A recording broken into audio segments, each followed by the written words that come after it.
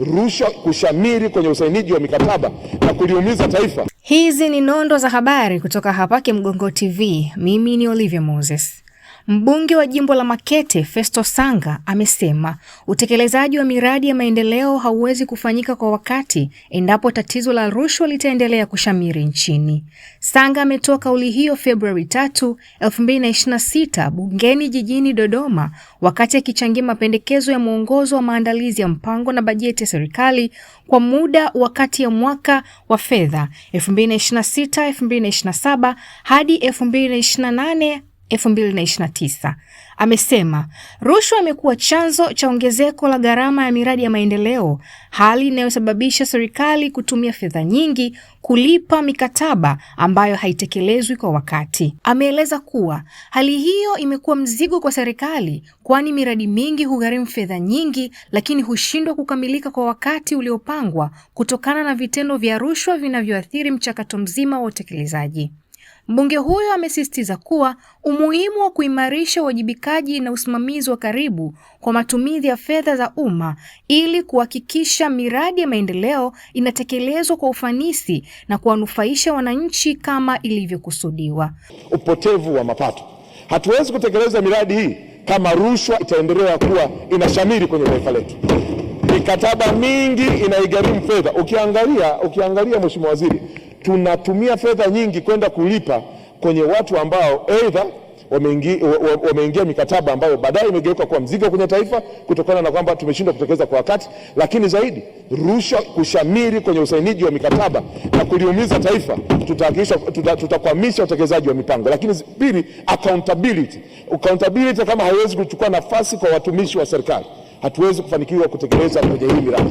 Lazima watu wa accountable, na nikupongeze waziri kuja na mfumo wa kuja kushindanisha watu, kupata watu bora kwenye usimamizi wa ukurugenzi wa haya mataasisi na mambo mbalimbali. Kwa sababu kati ya eneo ambayo serikali imekuwa ikinject fedha ni kuwekeza haya mataasisi, hizo taasisi mbalimbali ziweze kujiendesha, lakini tuna inject fedha, mwisho wa siku zinaliwa na mafisadi.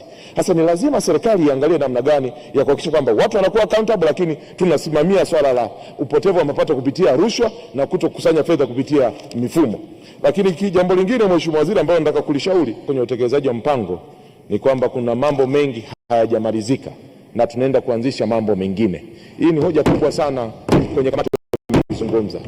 Na hii inaendana na kwamba kukosekana kwa kitengo cha tathmini, monitoring and evaluation, ndicho kinacholeta haya ambayo yanaonekana tunaanzisha mambo mengi katika taifa na mengine hayajakamilika, kiasi kwamba wananchi wanakuwa hawaoni tija wa utekelezaji wa mpango husika.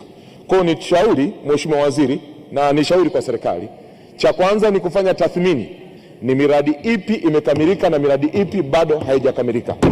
For instance, kwenye miradi ya barabara, kila mbunge akisimama hapa ndani anazungumza kwamba tumefanya sherehe kwenye kusaini mikataba, lakini barabara hizi hazijatekelezwa na hazijaanza kujengwa.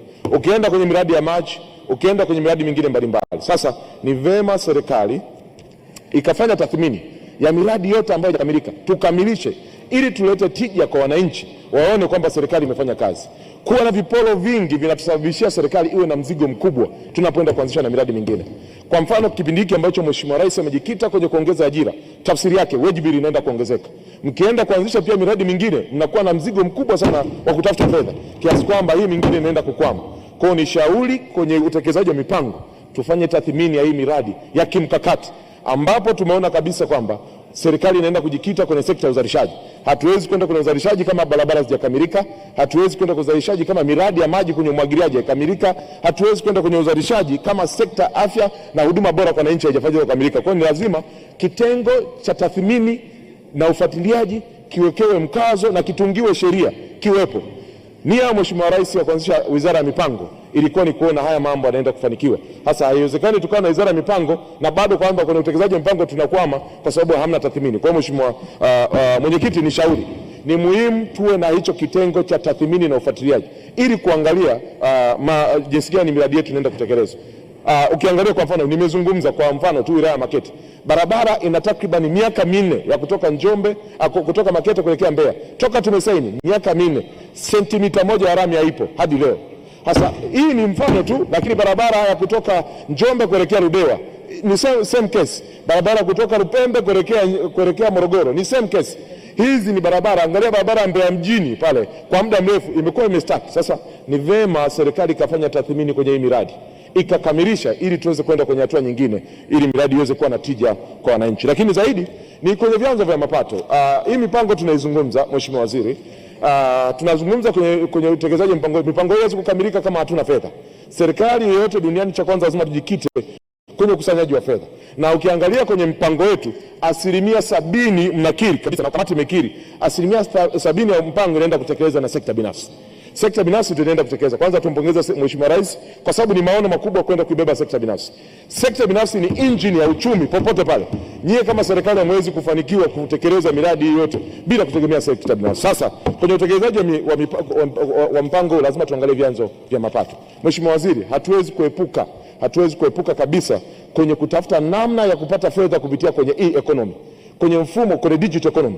Hii mifumo ambayo Mheshimiwa Rais kila siku amekuwa akisisitiza kuhusu serikali kuwa na mifumo inayosomana, lakini kuachana na utaratibu wa kukusanya fedha kwa taslimu.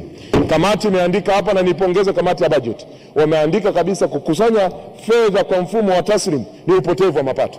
Kwa ni lazima tuende kwenye mfumo wa kukusanya mapato kupitia kwenye mifumo, na laidi tupunguze idadi ya mifumo kuwa mingi serikalini. Mifumo lazima isomane ili mapato yaweze kuweza kutekelezeka. Nakupa tu mfano tu, Mheshimiwa Waziri, ukusanyaji wa fedha kwenye daraja la Mwalimu Nyerere. Wakati wanakusanya fedha kwenye taslim walikuwa wanakusanya milioni 150, milioni 600. Lakini kwa kusanya kupitia mfumo wanakusanya zaidi ya 1.5 bilioni ndani ya mwaka mmoja. Maana kuna fedha nyingi zilikuwa zinapotea.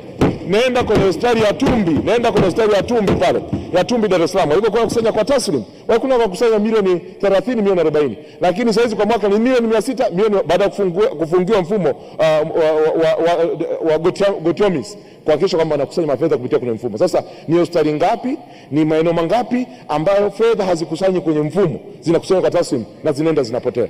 Kwa serikali lazima iangalie namna gani ya kuhama kabisa, kuachana na ukusanyaji wa fedha kupitia kwenye hiki. Lakini unapozungumzia TEHAMA, Mheshimiwa Waziri, unapozungumzia TEHAMA lazima iendane na speed ya internet. Sisi hapa tumekuwa ni mashahidi. Tunaenda kwenye kulipia hati, unaambia mfumo uko chini. Unaenda kulipia TRA, unaambia mfumo uko chini. Taifa letu kama dunia inakimbizana na mfumo hii na ukusanyaji wa mapato kupitia mifumo, ni vema tukaangalia kuboresha upatikanaji wa internet nchini yenye spidi, yenye standard, ili hii mifumo iweze kukusanya fedha kwa uhakika na mapato yasiweze kupotea. Kwa hiyo hilo nilikuwa naliomba sana Mheshimiwa Waziri. Angalia TCRA wanahitaji kama bilioni 480 nadhani. Bilioni 480 ili kuhakikisha kwamba wanaweza kufanikisha hili jambo. Nitumie nafasi hii kuwaomba kuimarisha TCRA ili mifumo iweze kukusanya mapato, lakini pia kuweza kuboresha internet kwenye taifa letu. Kwenye swala la ukusanyaji wa mapato kupitia mifumo, kuna namna nyingine ya kuangalia kupitia madini, kama ambavyo serikali tumeona inafanya kazi ya kununua gold na kuhifadhi kwenye BOT, na bado wachimbaji hapa wamekuwa kiomba pia benki zitengenezewe wigo kuhakikisha kwamba wao pia wanakuwa na uhifadhi wa madini kwenye benki kama wanavyohifadhi fedha. Hii yote ni kuhakikisha kwamba uchumi unaendelea kuimarika na mipango yetu inaendelea kukamilika. Kwa wingi wa habari hizi na nyingine nyingi, tembelea hapa Kimgongo TV. Mpaka wakati mwingine, asante. Sikiliza, unataka kujenga nyumba imara kwa bei nafuu? Karibu Kimgongo Hardware. Tunapatikana Dodoma, karibu na ofisi ya kata ya Mchuka, mkabala na barabara ya lami ya kuelekea Mvumi. Sisi Kimgongo Hardware tunauza vifaa vyote vya ujenzi, kuanzia saruji, nondo, mabati, rangi hadi matofali. Matofali yetu sasa yanapatikana kwa saizi zote kama vile inchi 5, inchi 6, yakiwa katika hali ya uimara na yenye ubora kwa bei nafuu zaidi ya soko. Iko hivi, Kimgongo Hardware ndio sehemu sahihi kwa ujenzi wako wa ndoto. Wasiliana nasi kupitia simu namba 0750694276 ama 0653611722. Kimgongo Hardware, karibu ujenge nasi kwa gharama nafuu.